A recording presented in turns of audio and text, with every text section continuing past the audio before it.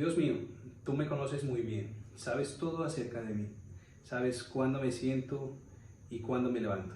Aunque estés lejos de mí, me lees los pensamientos, sabes lo que hago y lo que no hago. No hay nada que tú no sepas. Así es, Señor Jesús, hoy estamos ante tu presencia, un nuevo día más, Señor Jesús, un nuevo día en el cual, Señor, podemos glorificarte, Señor Jesús, y podemos, Señor, ser testigos de tu gran amor, Señor, de tu compasión, Señor, y sobre todo de tu gracia, porque cada día es una nueva oportunidad que nos das para poder estar, Señor, delante de tu presencia. Gracias, Señor Jesús, porque sabemos, Señor, que tú eres el que nos acerca a ti. Fuiste, Señor, el que nos buscaste ahí, Señor, en ese lodo, Señor, en el cenagoso en el cual nos encontrábamos. Tú fuiste el que nos sacaste, Señor, de ese pozo, Señor, de la desesperación, y sabemos, Señor, que tú sabes, Señor, más que nadie y aún más que nosotros mismos, lo que necesitamos, lo que pensamos, Señor. Nuestras dudas, Señor Jesús, nuestros errores, Señor, nuestras dificultades, Señor, todo tú lo conoces, Señor Jesús. Y sabemos, Señor, que solo es necesario una palabra, Señor. Solo es necesario, Señor, nuestra fe para que tú, Señor, obres, Señor, conforme, Señor, a tu perfecta voluntad en nuestras vidas. Gracias por acercarnos cada día más a ti, Señor Jesús. Gracias por cada día, Señor, tenernos en cuenta y por leer, Señor, cada uno de nuestros pensamientos, sabiendo, Señor, que cada uno de ellos, Señor, tú, Señor, los puedes, Señor, cambiar, Señor. Cada uno de esos pensamientos que no están conforme a ti, Señor, tú, Señor, los puedes, Señor, desviar, Señor, conforme, Señor, a tu voluntad, Señor Jesús. Te damos gracias y te pedimos que nos permitas seguirte alabando, Señor Jesús, que nos llenes, Señor, de tu gozo, Señor Jesús, y que nos llenes, Señor, de tu alegría, Señor, para poderte, Señor, cantar y danzar, Señor, conforme, Señor, a lo que tú, Señor, nos quieras, Señor, entregar, Señor, en este día. Te damos gracias en el poderoso nombre de Cristo Jesús. Amén.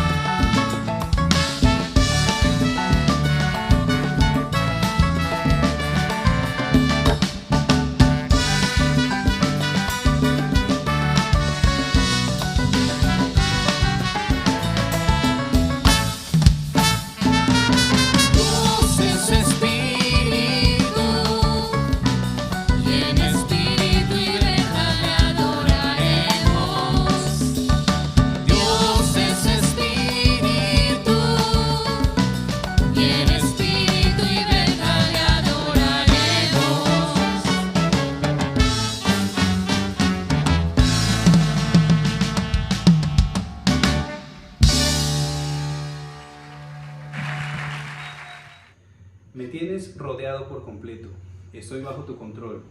Yo no alcanzo a comprender tu admirable conocimiento, queda fuera de mi alcance. Jamás podría yo alejarme de tu espíritu o pretender huir de ti. Si pudiera yo subir al cielo, allí me encontrarías. Si bajara a lo profundo de la tierra, también allí me encontrarías. Así es, Señor Jesús, hoy te damos gracias porque nos permites vivir, Señor, tu palabra. Sabemos, Señor, que cada palabra nosotros la podemos, Señor, llevar a la práctica en nuestras vidas, Señor Jesús. Y hoy en tu palabra nos dice que tú nos tienes rodeados por completo, Señor Jesús, y que tú estás bajo el control, Señor, y manteniendo el control de cada una de nuestras vidas, Señor Jesús. Y cómo no creerte a ti, que eres el dueño, Señor, de nuestras vidas. Tú nos hiciste, Señor, tú nos creaste. Y sabemos, Señor, que hay cosas que ni siquiera nosotros podemos comprender, pero tú, Señor, tienes todo milimétricamente, Señor, calculado para cada uno de los pasos, Señor, y cada una de las situaciones que tenemos hoy en nuestras vidas. Te pedimos, Señor, que seas tú, Señor, alejándonos, Señor, de todo aquello, Señor, que no nos permite, Señor, acercarnos a tu presencia. Ayúdanos, Señor, cada día, Señor, a centrarnos, Señor, en todo, Señor, lo que tú, Señor, tienes para nosotros. Y, Señor, quitar de nuestra mente también, Señor, todo aquello que el mundo quiere, Señor, que nosotros, Señor, pongamos como prioridad antes que a ti, Señor Jesús. Danos, Señor, la fortaleza para poder seguir adelante, Señor, en tus caminos, a pesar de cualquier circunstancia, Señor Jesús, porque sabemos, Señor, que tú siempre estarás allí para respaldarnos y para protegernos. Te damos gracias y te hemos orado en el poderoso nombre de Cristo Jesús. Amén. Y amén.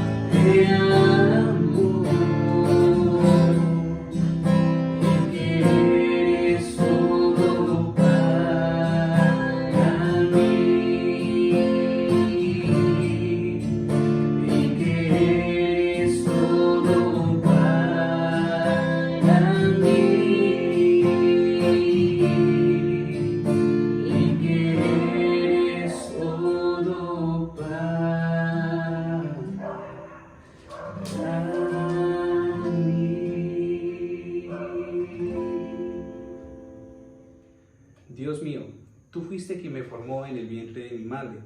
Tú fuiste quien formó cada parte de mi cuerpo. Soy una creación maravillosa y por eso te doy gracias. Todo lo que haces es maravilloso. De eso estoy bien seguro.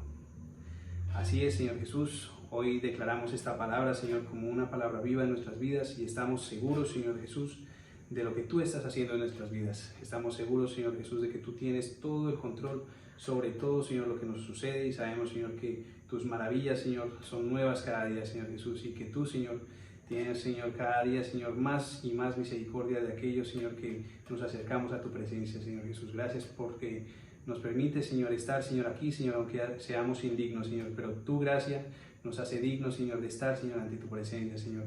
Cosas, Señor, que antes no podían hacer nuestros antepasados, Señor, pero tú nos das el privilegio hoy de acercarnos libremente, Señor, ante tu presencia, para darte gracias y para alabarte, Señor Jesús. Hoy te pedimos, Señor, grandemente, Señor, y unánime, Señor, como un pueblo, Señor, unido, Señor, por tu siervo, el apóstol Álvaro, y por este ministerio, Señor, el cual tú le has entregado.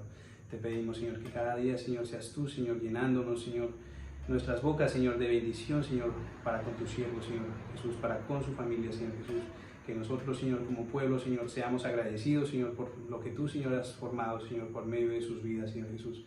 Gracias, Señor Jesús, y te pedimos que los fortalezcas, Señor Jesús, los llenes, Señor, cada día, Señor, más, Señor, de ti, Señor, que esas raíces, Señor, se profundicen cada día más, Señor, y lleguen, Señor, a ese río de agua viva, el cual tú, Señor, haces fluir, Señor, sobre este ministerio. Te damos gracias, Señor, porque sabemos, Señor, que por medio, Señor, de esas raíces, Señor, todo ese ministerio, Señor, es regado con tus aguas de vida, Señor Jesús, y cada una de nuestras vidas es ministrada y llena de tu unción, Señor Jesús.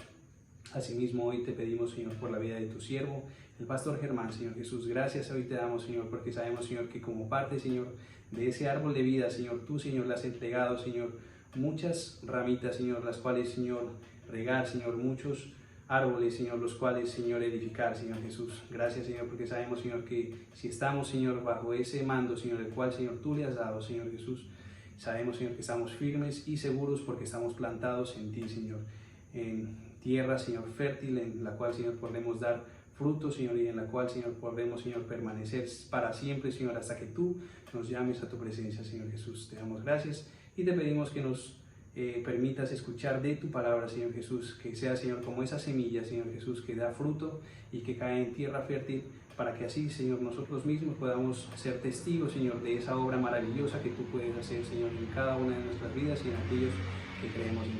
Te damos gracias y te hemos orado en el poderoso nombre de Cristo Jesús. Amén. Gloria a Dios.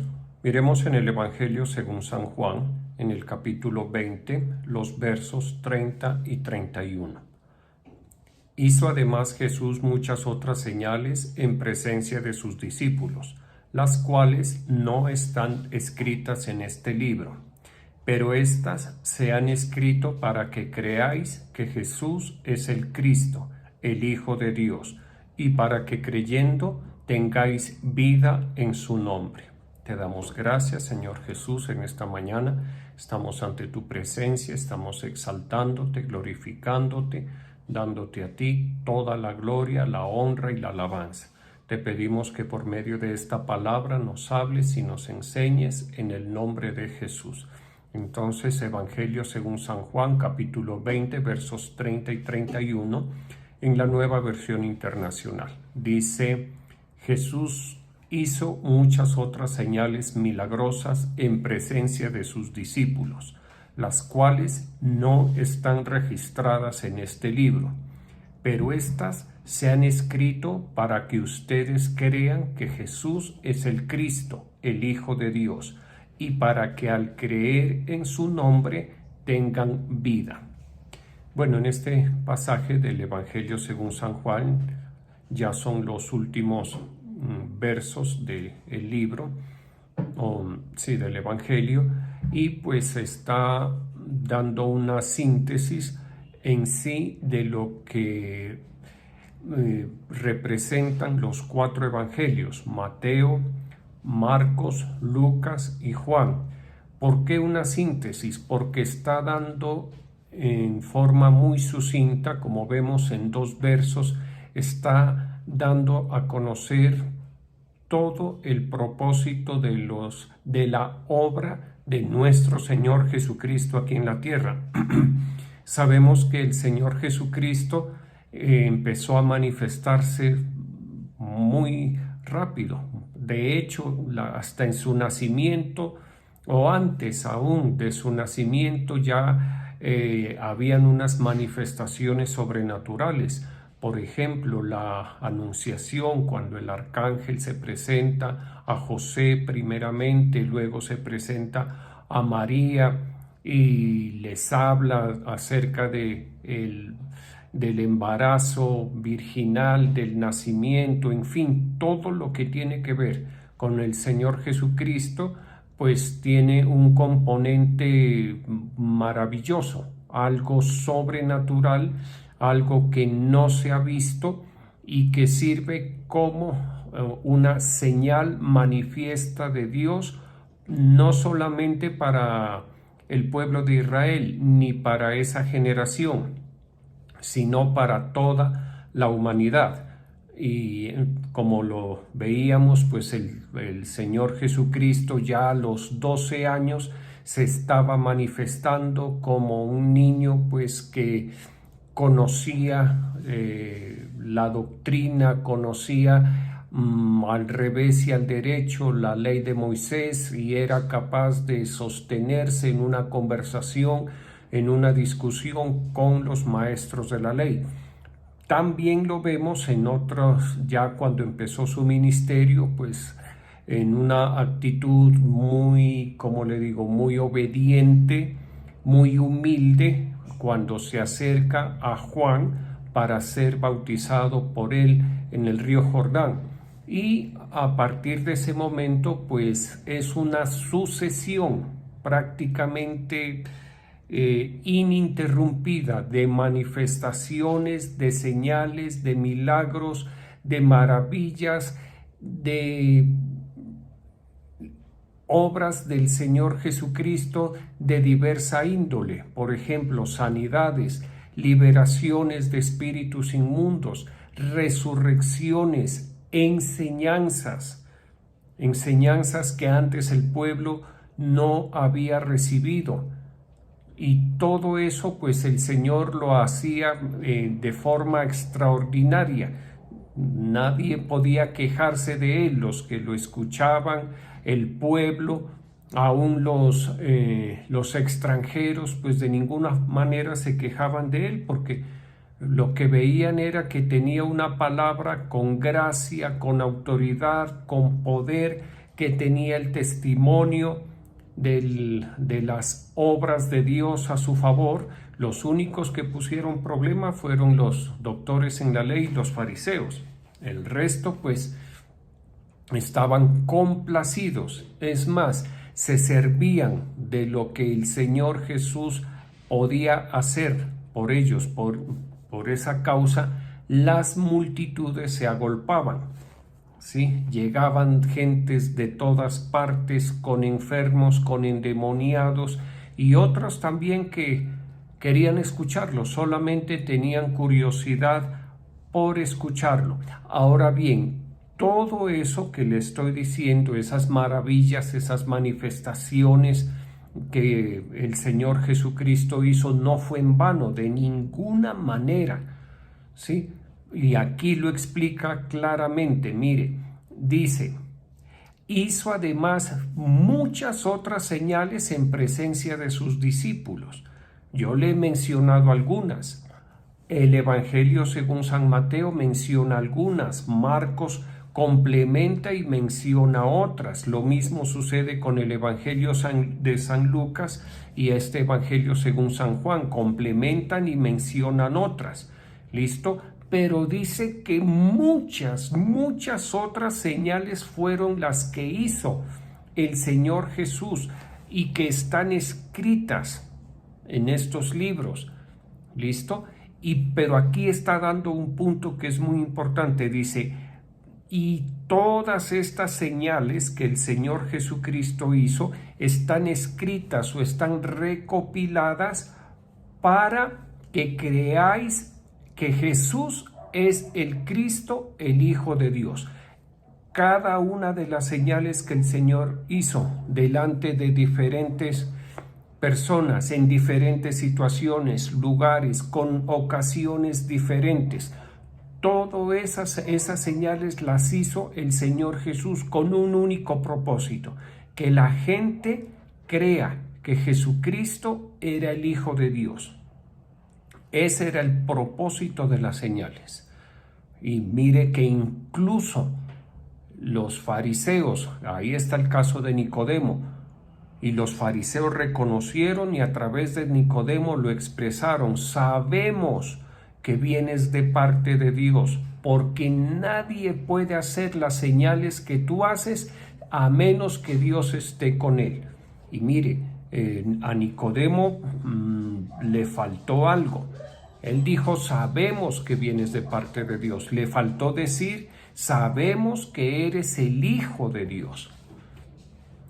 Tal vez el orgullo, como buen fariseo que era, no le permitió admitir lo que incluso, mire, esto es terrible, terrible para los fariseos, lo que incluso los demonios reconocieron, porque los demonios reconocieron que aquel que les estaba hablando y dando órdenes era el Hijo de Dios. Sabemos quién eres, el Hijo de Dios. En otra ocasión le dijeron: sabemos quién eres, el Santo de Dios. ¿De acuerdo? Entonces les decía, cada una de las señales que el Señor Jesucristo hizo tenía como propósito llevar a la gente a creer, a estar convencida de que Jesucristo era el Hijo de Dios, el Mesías.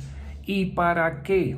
¿Con cuál era el propósito de que la gente, las multitudes, esa generación, los que vinieron después y nosotros creamos que Jesús es el Hijo de Dios? ¿Cuál es el propósito? ¿Qué busca el Señor con eso? Que creyendo que Jesús es el Hijo de Dios, tengamos vida en su nombre, tengamos vida eterna. De ahí que la única posibilidad de tener vida de Dios, vida eterna en nosotros, es creyendo que Jesucristo es el Hijo de Dios. Así lo dice literal, las cuales dice: pero estas señales se han escrito para que creáis. ¿Creáis qué? Que Jesús es el Cristo, el Hijo de Dios. Concreto, mire. Para creer que Jesús es el Hijo, es el Cristo, el Hijo de Dios.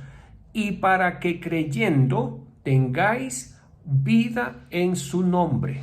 Muy concreto, muy clarito. Lo voy a volver a leer en la nueva versión internacional. Dice: pero estas se han escrito para que ustedes crean que Jesús es el Cristo, el Hijo de Dios, y para que al creer en su nombre tengan vida. No cambia mucho, el sentido es idéntico. Las señales, los milagros, los prodigios, la liberación, la alimentación de los 5,000, que el Señor Jesús calmara el viento y el mar, que el Señor Jesucristo resucitara a Lázaro, que el Señor Jesucristo caminase sobre las aguas, todas esas señales, que convirtiera el agua en vino, todas esas señales tenían un propósito: que la gente crea que Él, Jesús, el hijo de María, de José el carpintero, Jesús el que nació en un pesebre en Belén, el que se crió en Nazaret, el que tenía hermanos y hermanas, Jacobo, José, Simón y Judas, así se llamaban sus hermanos, para que la gente crea que en ese hombre común y corriente, aparentemente común y corriente, que tenía un papá, una mamá, que tenía una familia, que tenía un oficio que era ser carpintero, para que la gente crea que aparte de eso, Jesús era el Hijo de Dios. ¿Listo? Por eso las señales que el Señor Jesús hizo fueron multitudinarias. dice que si se escribieran todas las cosas que el Señor Jesús hizo, no alcanzarían los libros para enumerar, y eso lo hemos visto. Mire que le digo, en el caso personal, yo llevo algunos años predicando el Evangelio y siempre hay enseñanzas nuevas, siempre hay cosas que uno no ha visto. Uno lee la palabra de Dios y la lee y la relee y siempre está aprendiendo cosas nuevas, cosas diferentes. ¿Listo? ¿Por qué? Porque la palabra de Dios tiene ese objetivo, llamar nuestra atención. ¿En qué? En que creamos que Jesucristo es el Hijo de Dios, y para que creyendo en el Hijo de Dios tengamos vida en su nombre. Y esto el Señor lo trató muchísimo, en ocasiones de forma muy, ¿cómo le digo?, muy sucinta, muy tangencial, en otras muy directa, totalmente directa, como la que acabamos de ver, Juan capítulo 20, directa, más claro de ahí no se puede, ¿sí? Pero por ejemplo dice en Juan capítulo 6, versos 33 y 34, dice: porque el pan de Dios es aquel que descendió del cielo y da vida al mundo. Le dijeron: Señor, danos siempre este pan. Yo soy el pan de vida. El que a mí viene nunca tendrá hambre, y el que en mí cree no tendrá sed jamás. Aquí el Señor Jesucristo se está presentando como el dador de la vida de Dios, de la vida eterna. ¿Cómo se presenta? ¿Qué palabras utiliza? Pues se presenta a sí mismo como el pan de vida, no conseguido aquí en la tierra, no fabricado aquí en la tierra, no de origen terrenal, sino como el pan que descendió del cielo. ¿De acuerdo? Así se presenta Él, como el pan que descendió del cielo. ¿Para qué? Para que así como una persona come un alimento natural, come el pan natural, y tiene la energía suficiente para vivir, asimismo el que coma del pan del cielo reciba la vida que le permite vivir eternamente. La energía que nosotros recibimos de un pan natural, de un alimento natural, nos provee energía para que vivamos temporalmente. El pan que descendió del cielo, que es nuestro Señor Jesucristo, nos provee, digámoslo así, la energía o el aliento de vida para que vivamos eternamente. ¿Sí? Por eso dice: porque el pan de Dios es aquel que descendió del cielo y da vida al mundo. Le dijeron: Señor, danos siempre este pan. Yo soy el pan de vida. El que a mí viene no tendrá hambre, y el que en mí cree no tendrá sed jamás.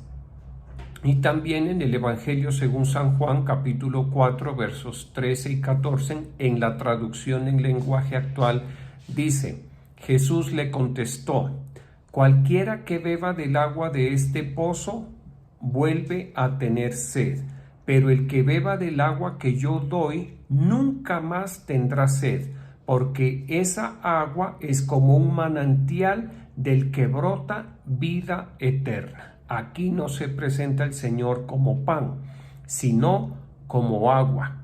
Lo importante, mire, el Señor hizo todos los esfuerzos, utilizó todos los medios a su alcance para que la gente pudiera entender, para que la gente pudiera creer que Jesucristo era el Hijo de Dios, y para que creyendo en Jesucristo como el Hijo de Dios obtuvieran vida eterna. Por eso dice: porque esa agua es como un manantial del que brota vida eterna. ¿Listo? Lo volvemos a leer. Jesús le contestó: cualquiera que beba del agua de este pozo vuelve a tener sed, pero el que beba del agua que yo doy nunca más tendrá sed. Una persona nunca más tendrá sed si bebe del agua que el Señor Jesucristo da en su condición de Hijo de Dios, en su condición de Mesías. ¿Listo? Esta agua que el Señor Jesucristo provee es una simbología ¿de qué? De la vida eterna. Así como en Juan capítulo 6 miramos que el pan era una simbología, era un símbolo de la vida eterna. El pan, símbolo de la vida eterna, el agua, símbolo de la vida eterna. Dice en el mismo Evangelio según San Juan en el capítulo 5 versos 39 y 40. Dice: escudriñad las Escrituras, porque a vosotros os parece que en ellas tenéis vida eterna, y ellas son las que dan testimonio de mí, y no queréis venir a mí para que tengáis vida. Ahora bien, esto el Señor le dijo a los fariseos, y les dice que ellos escudriñan las Escrituras, conocen las Escrituras, y escudriñaban las Escrituras porque pensaban que en las Escrituras encontrarían la vida eterna. Y pues sí, en las Escrituras se encuentra vida eterna en la medida en que se cree que las Escrituras tienen como eje central la persona de nuestro Señor Jesucristo. En esa medida, cuando una persona escudriña las Escrituras con los ojos puestos en el Señor Jesucristo en su condición de Hijo de Dios, obtiene vida eterna. Lo importante es que no solamente el conocimiento de las Escrituras, sino acercarse a aquel que da la vida eterna.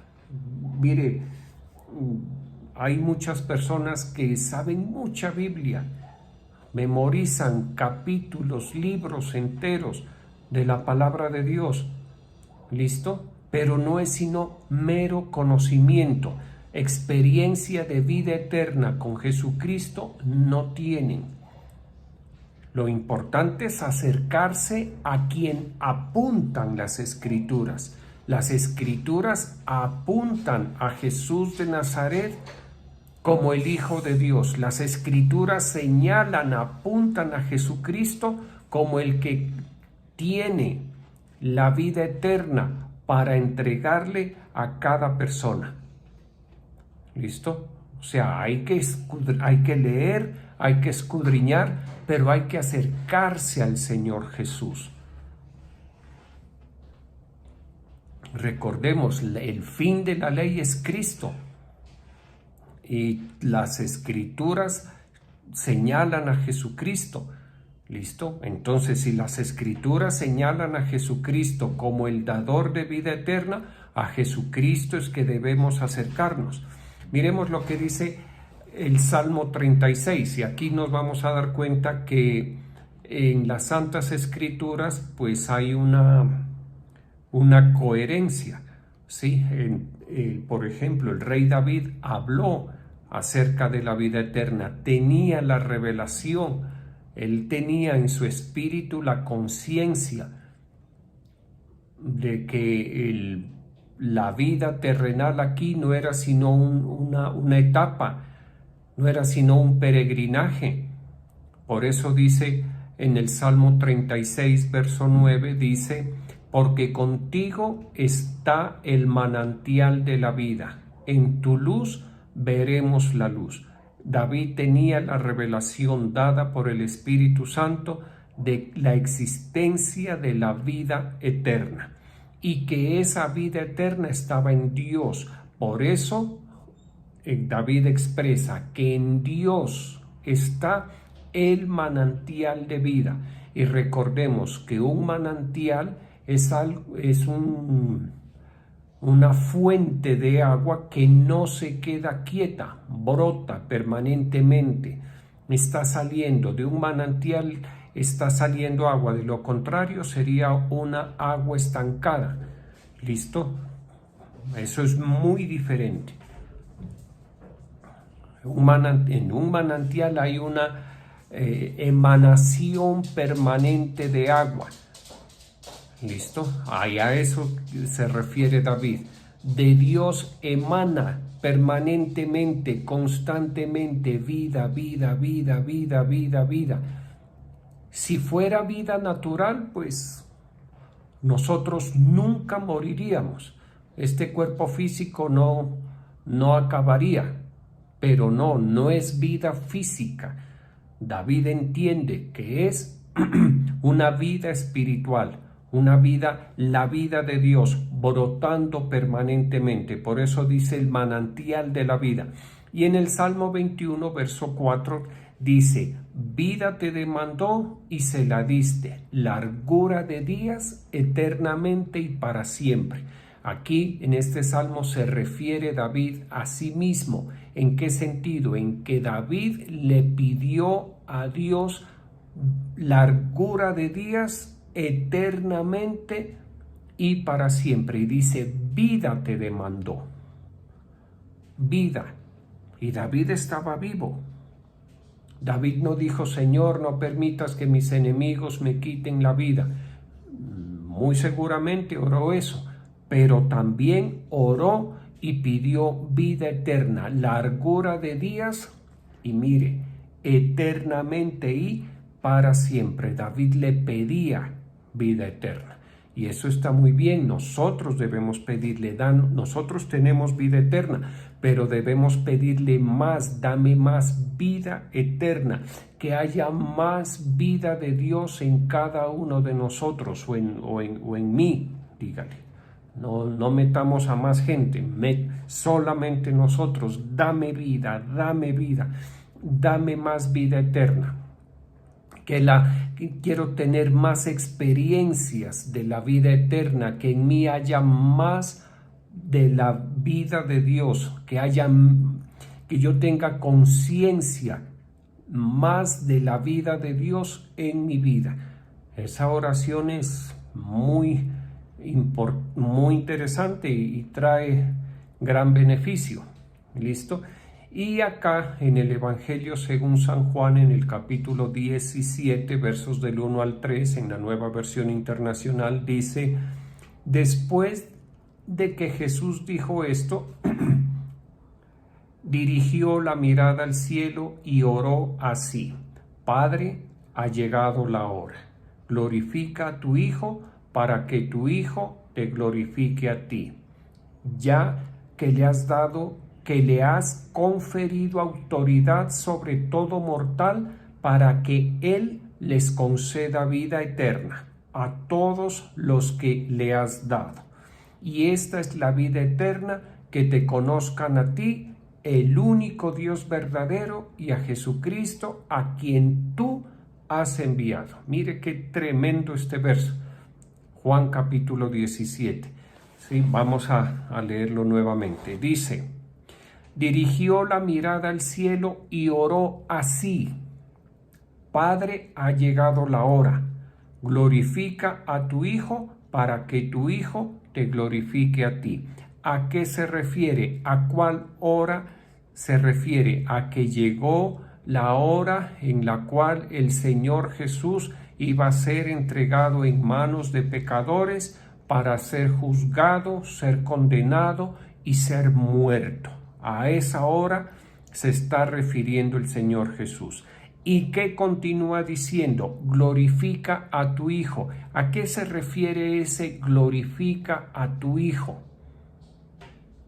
Nosotros tenemos el conocimiento de lo que sucedió, el conocimiento a posteriori, o sea, después de acontecidas las cosas.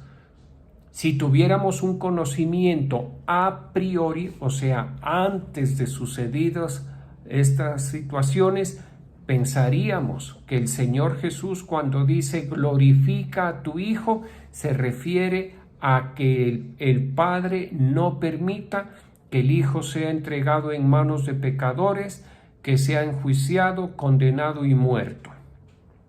Pensaríamos eso, pero como tenemos el conocimiento a posteriori, entonces podemos entender que no se refería a eso el Señor Jesús cuando le decía al Padre que lo glorifique, sino que una vez muerto el Señor Jesucristo y sepultado, el Señor Jesucristo no deje su cuerpo en el sepulcro ni que permita que su Hijo vea corrupción. A eso se refiere. Glorifica a tu Hijo, o sea, resucita a tu Hijo, levántalo de los muertos. Esa es la oración que está haciendo el Señor Jesucristo. Y continúa diciendo, glorifica a tu Hijo para que tu Hijo te glorifique a ti, como glorifica el Señor Jesucristo al Padre. Lo glorifica en cuanto el Señor Jesucristo resucitado se presenta a sus discípulos, está con ellos 40 días aproximadamente, se muestra como el Mesías resucitado, el Hijo de Dios resucitado, y les da la orden de ir a predicar el Evangelio y les garantiza su compañía hasta el fin de los tiempos. Y así ha sido. El Señor Jesucristo glorificando al Padre, mostrando al Padre Dios como el juez justo, como el juez de vivos y muertos, mostrando al Padre Dios como el creador de todas las cosas. Y para que en el nombre de Jesús toda carne o todo mortal se reconcilie con el Padre. La forma en la cual un ser humano se puede reconciliar, o el medio más bien a través del cual un ser humano se puede reconciliar con el Padre, es a través de la fe en nuestro Señor y Salvador Jesucristo. Y dice, glorifica a tu Hijo para que tu Hijo te glorifique a ti. Eso es lo que ha hecho el Señor Jesús desde que resucitó, glorificar al Padre. ¿Cómo ha glorificado al Padre? A través de la obra que la Iglesia de Jesucristo ha hecho y está haciendo y hará. Dice, para que tu Hijo te glorifique a ti, ya que le has conferido autoridad sobre todo mortal para que les conceda vida. Mire, Dios Padre le confirió, le entregó, le otorgó, puso en el Señor Jesucristo la autoridad para dar vida eterna. Ahora la pregunta es, ¿en quién más puso autoridad el Padre o confirió autoridad para dar vida eterna? En nadie más. Solamente en el Hijo. Solamente en el Hijo de Dios, en el Mesías, en el Dios encarnado. ¿Listo? En Él el Padre confirió autoridad para dar vida eterna. Para dar vida eterna no es un deseo, no es una voluntad, una buena voluntad, no. Se necesita autoridad, se necesita tener la delegación. Y el Señor Jesucristo, póngale mucha atención, recibió la autoridad conferida por el Padre para dar vida eterna. Y el Señor Jesucristo le confiere autoridad a la Iglesia para que a través de la predicación del Evangelio de nuestro Señor Jesucristo confiera vida eterna a todos aquellos que crean en el Evangelio. ¿Listo? Y dice, ya que le has conferido autoridad sobre todo mortal para que les conceda vida eterna a todos los que le has dado.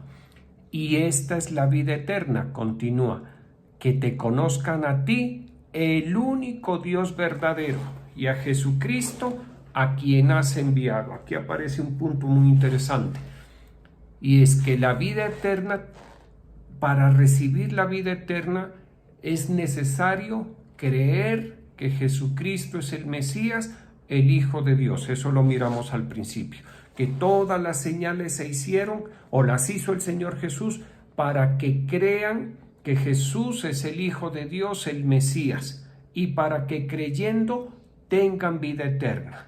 Perfecto. Pero ¿en qué consiste la vida eterna? La vida eterna consiste en conocer al Padre. ¿Y a quién más? Y a Jesucristo, a quien Él ha enviado.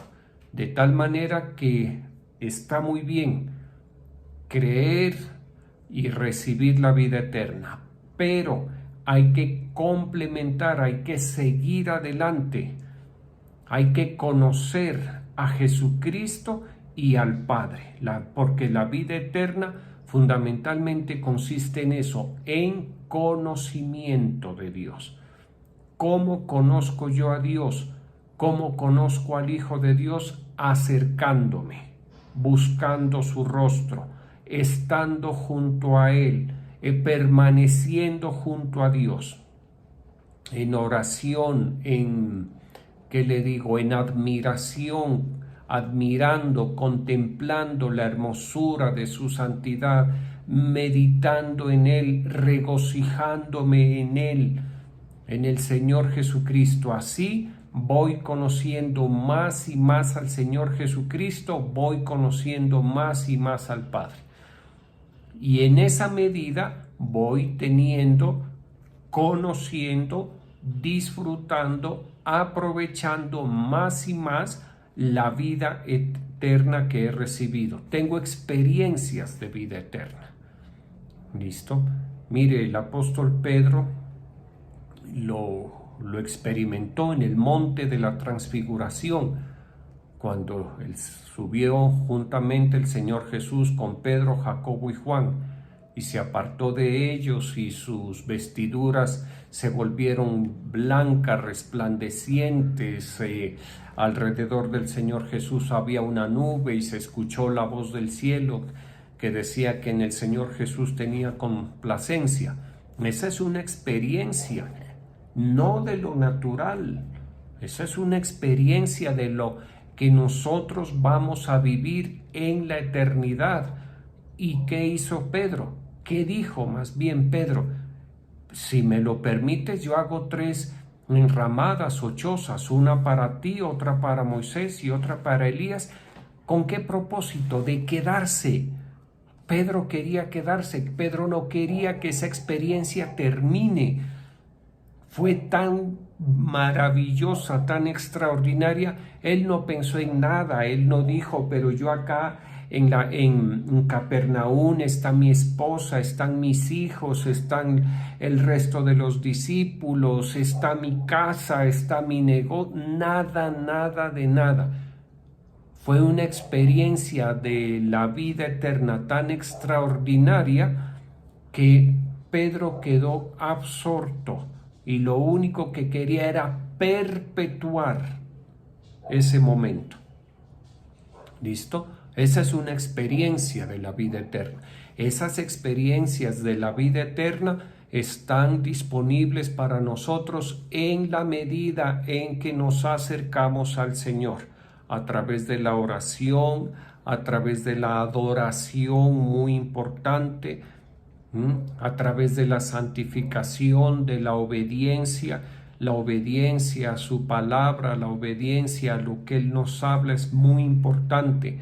¿Por qué? Porque nos pone cerca de Él, nos pone, como le digo, hace que el Señor esté agradado con nosotros, que la comunión esté, que el canal de comunión esté limpio, ¿sí? Pero si la persona desobedece, pues sí podemos estar cerca, pero pues el Señor tiene sus reproches. ¿Listo? Entonces la idea es evitar eso justamente. ¿De acuerdo? Vamos a orar. Te damos gracias, Señor Jesucristo. Yo estoy colocando los tributos de tus hijos y de tus hijas. Te pido que les ayudes, que bendigas, Señor,